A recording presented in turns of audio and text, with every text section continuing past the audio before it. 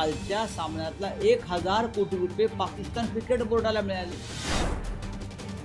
सरकारने जर हा सामना खेळायला परवानगी दिली नसती तर भारतीय क्रिकेट संघ खेळला नसता।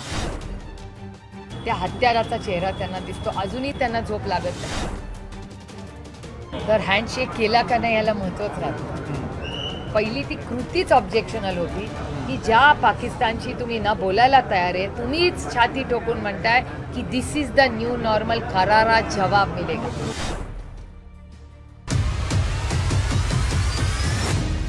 आशिया चषक 2025 या स्पर्धेतील भारत विरुद्ध पाकिस्तान हा क्रिकेट सामना 14 सप्टेंबर रोजी पार पडला।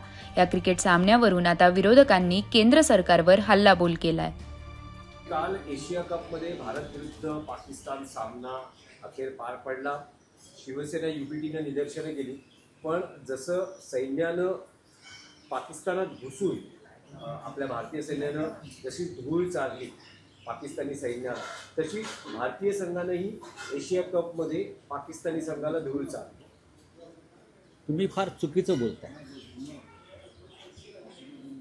पाकिस्तान बरोबर खेळणं हाच अपराध आणि देशद्रोह आहे। धूळ चारणं, जिंकणं, जिंकल्यावरती पापक्षालन होणं का? काल पाकिस्तान बरोबर खेळून काय जो आपला काय भारतीय संघ जिंकला असं म्हणतं, आम्ही तर काय पाहिलं नाही अजून।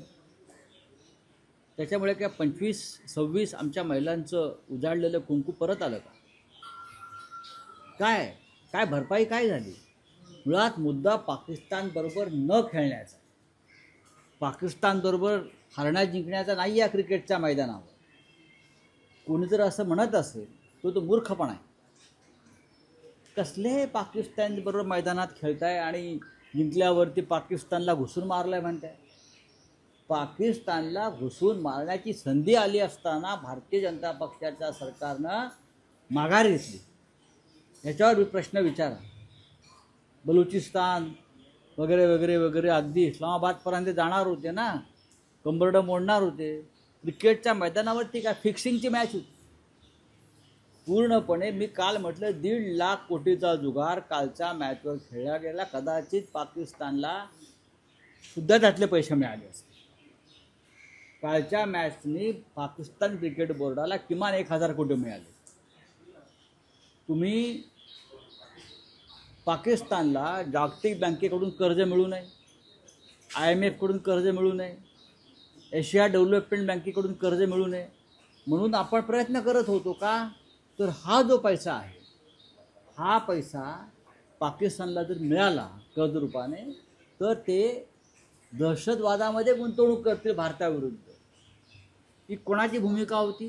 ही भारताची भूमिका आहे, ही मोदींची भूमिका आहे। आणि त्यात पाकिस्तान क्रिकेट बोर्डला काल 1000 कोटी रुपये तुम्ही दिलेत, मिळवून दिलेत। मग हे पैसे कुठे जाणार आहेत? शिवाय 1.5 लाख कोटीचा जो जुगार खेळला गेला कालच्या मॅचवर, मॅच फिक्सिंगच्या, त्यातला मिळणारा काही 1000 कोटी कुठे गेले? पाकिस्तानात गेले। तुम्ही पाकिस्तानला आर्थिकदृष्ट्या आमच्या विरुद्ध लढण्यासाठी, आमच्या महिलांचं कुंकू पुसण्यासाठी सक्षम करताय। याच्यावर बोला। पाकिस्तान जिंकला हरला आम्हाला काय फरक पडत नाही। आम्ही ते कालच्या मॅचवर थुंकलो आहे, थुंकतो आम्ही अशा मॅचवर। 26 महिलांचं कुंकू उजाड करून त्यांच्याशी तुम्ही क्रिकेट खेळताय, लाजा वाटत नाही का तुम्हाला? खरं म्हणजे मीडियाने असे प्रश्नही विचारू नयेत अशा प्रकारचे। हा पैसे 1.5 लाख कोटीचा जुगार,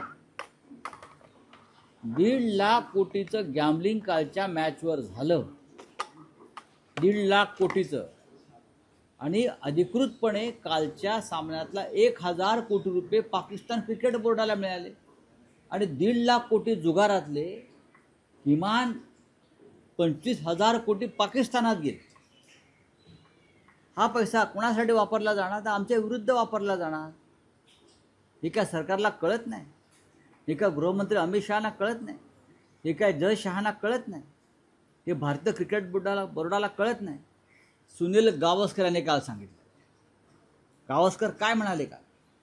सुनील गावस्कर काल म्हणाले की भारतीय क्रिकेट संघाची खेळण्याची इच्छा नसली तरी सरकारने खेळायला भाग पाडलं, सरकारने परवानगी दिली।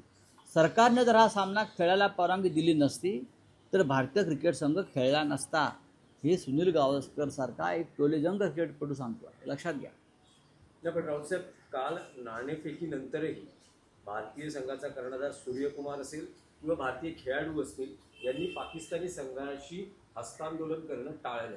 सोडून द्या हो, ही ढोंग नाटकं, ह्याला नाटकं म्हणतात, ही ढोंग म्हणतात. हे मोदींचं सगळं जे व्यूहरचना असते त्याचा तो भाग असतो. मोदी गेले तिथे चीनमध्ये आणि पाकिस्तानच्या प्रधानमंत्र्याकडे पाहिलेही नाही, बाजूला उभे होते ते. पाहिले नाही पण होते ना तुमच्याबरोबर, तुमच्या रांगेत. हस्तांदोलन केले नाही तो, पण ते होते तुमच्याबरोबर. तेही चीनच्या प्राईम मिनिस्टरला भेटले, तुम्हीही भेटला. तसंच आहे ते. खेळलात ना मैदानावर त्यांच्याबरोबर. हा, शेक हँड केलं नाही हे सांगताय कोणाला तुम्ही? आम्हाला सांगताय. आम्ही का मूर्ख आहोत तिकडे? या देशाची जनता, भारतीय नागरिक. थोडं जरी राष्ट्रवादाचं रक्त कोणाच्या, लोक फासावर गेले हो देशासाठी, लोक शहीद झाले पहलगावमध्ये, पुलवामामध्ये, आणि तुम्ही एका मॅचवर क्रिकेटपटू बहिष्कार टाकू शकत नाही पैशासाठी? भगतसिंग, राजगुरूचं नावं घेता ना तुम्ही. अशफाकुल्ला खां वगैरे जे फासावर गेले देशासाठी, आणि तुम्ही फक्त शेक हँड केल्या नाही. याचं काय कौतुक आहे या भाजपच्या लोकांना? बघा बघा, त्यांनी शेक हँड केला नाही, शेक हँड केला नाही. हा काय उत्तर झालं का? पेलगावच्या शहीदांचं कुंकू पुसलं महिलांचं, आणि त्यासाठी हां नाचक्की केली काल देशाची. राऊतसाहेब, या सामन्यावरून तुम्ही भाजप, शिंदे शिवसेना यावर, मी कोणावरही टीका टिप्पणी करत नाही. शिंदे शिवसेनेच्या अरे सोडून द्यावं, भूमिकेवरही हे आहेत. बघा असं आहे की शिंदे असं विचार अहो ते कोण विचारणार? बाळासाहेब ठाकरेंचा फोटो लावणं बंद करा. एकनाथ शिंदे विचारतायत म्हणून तिथे काही घडत नाहीये. बाळासाहेब ठाकरेंनी भारत पाकिस्तानच्या सामन्याला विरोध केलाय. दहशतवाद आणि सामना एकत्र होणार नाही बाळासाहेब ठाकरेंचं म्हणणं आहे. तुम्ही आम्हाला का प्रश्न विचारताय? एकनाथ शिंदे आम्हाला प्रश्न विचारणार? अमित शहाच्या मुलाला विचार, त्यांना म्हणावं तुम्हीच मला प्रश्न विचारायचा नाही. एकनाथ शिंदेसाठी उभा नाही मी इथे, मी शिवसेनेसाठी उभा आहे बाळासाहेब ठाकरेंच्या. हां, मला काय तुम्ही सांग, अहो तुम्ही विचारूच नका मला. हे निर्लज्ज लोक आहेत, हे निर्लज्ज लोक आहेत सगळे. भारतीय क्रिकेट संघाचा आणि भारत पाक क्रिकेट सामन्याचा निषेध करणार असतील ते, तर मला प्रश्न विचारा त्यांच्या वतीनं, मी उत्तर द्यायला तयार. तुम्ही तिथे अमित शहाचे बूट चाटणार, तुम्ही जय शहाच्या पालख्या वाहणार, तुम्ही भारत पाक क्रिकेट सामना घरी बसून बघणार. हां, आणि तुम्ही आम्हाला आमच्या राष्ट्रवादावरती प्रश्न विचारणार? मीडियाने सुद्धा हे गांभीर्याने घेतलं पाहिजे, लक्षात घ्या. कालच्या सामन्यामध्ये पाकिस्तानला 1000 कोटी रुपयांचा फायदा झालेला आहे.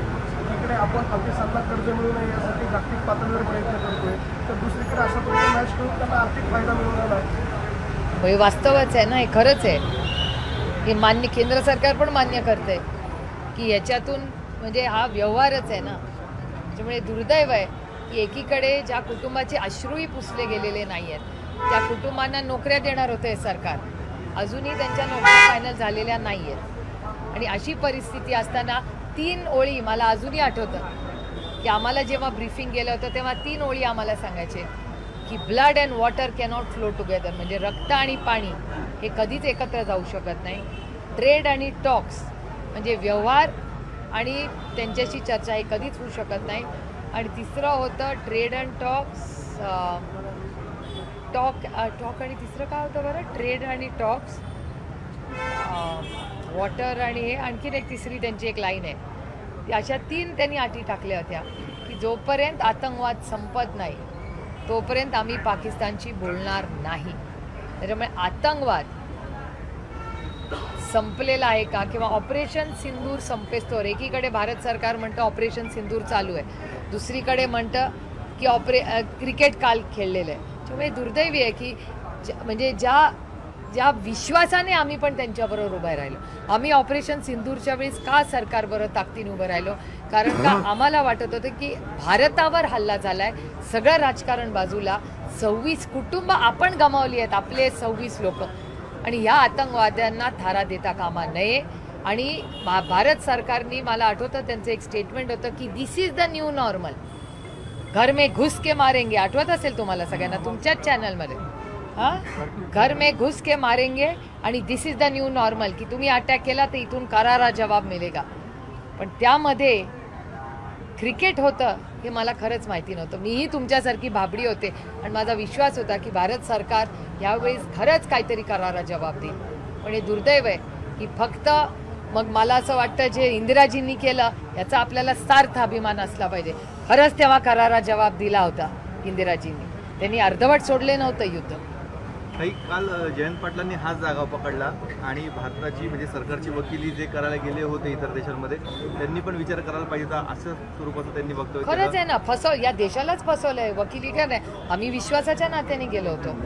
भारत सरकारने आम्हाला देशाचे दूत म्हणून पाठवलं होतं. आम्ही देशासाठी, आमच्यासाठी देश पहिला, मग राज्य, मग पक्ष आणि मग कुटुंब.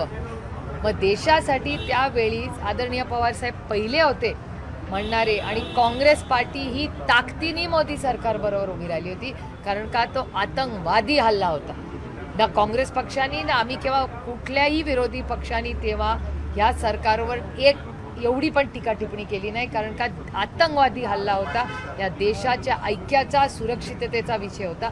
म्हणून विश्वासाच्या नात्याने आम्ही या सरकारबरोबर उभं राहिलो आणि आम्हाला प्रचंड फसवल्यासारखं वाटतंय आणि अस्वस्थ वाटतंय. कारण का आम्ही त्या 26 कुटुंबाची, आमचं सगळ्यांचं नातं आहे. आम्ही त्यांच्या घरी जाऊन आलो. पुण्यामधली 2 कुटुंब तर मी महिन्यातून 2 वेळा 3 वेळा त्यांच्याशी बोलते, भेटते. इतके अस्वस्थ होते काल सगळे ते. कधीतरी त्यांचंही दुःख कोणीतरी समजून घ्यावं. इतकं असंवेदनशील सरकार मी नाही पाहिलं. मॅच संदर्भात बोलता आहात तुम्ही, मराठी झाल्यावर देते. काल एक असं पण चित्र बघायला मिळालं की मॅच संपलं तर प्रत्येक वेळेस प्लेयर्स समोरच्या जी टीम असते त्यांचं हस्तांदोलन करतात. आपल्या टीमने तसं काही केलं नाही. पुढे त्यांची सत्सद्बुद्धी जागृत आहे असं वाटतं. मला विचाराल तर हँडशेक केला का नाही याला महत्त्वच राहतं. पहिली ती कृतीच ऑब्जेक्शनल होती की ज्या पाकिस्तानशी तुम्ही ना बोलायला तयार आहे, तुम्हीच छाती ठोकून म्हणताय की दिस इज द न्यू नॉर्मल, करारा जवाब मिळेगा. असं जेव्हा वक्तव्य सातत्याने केंद्र सरकार करतं, कधीही पाकिस्तानची आम्ही चर्चा करणार नाही, आम्ही त्यांचं पाणी बंद करू, इथे तुम्ही आमचं रक्त एक थेंबाला जरी हात लावला तर आम्ही तुमचं पाणी बंद करू, आम्ही तुमच्यावर कुठलाही व्यवहार करणार नाही. It was terror and talks don't go together, trade and talks don't go together and water and blood will not flow together. अशा या 3 लाईन्स केंद्र सरकारने. मग काय झालं त्याचं? कधीतरी त्या कुटुंबांना जाऊन विचारा त्यांचं दुःख काय आहे. त्यांची एक महिला मला नेहमी सांगते की मी आजही जेव्हा डोळे बंद करते तेव्हा फक्त ज्या माणसाने त्यांच्या पतीची निर्दोष हत्या केली त्या हत्याराचा चेहरा त्यांना दिसतो. अजूनही त्यांना झोप लागत नाही. अजूनही त्या मायलेकी घाबरलेल्या आहेत. याचं उत्तर भारत सरकारला द्यावं लागेल. पाकिस्तानने भारत पाकिस्तानचा सामना झाला, त्याच्यामध्ये पाकिस्तानला 1000 कोटी रुपये मिळाले.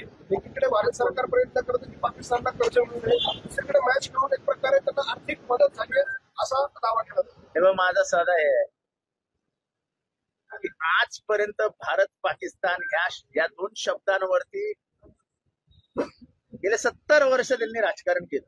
आज काय झालं अचानक? प्रश्न तेवढाच.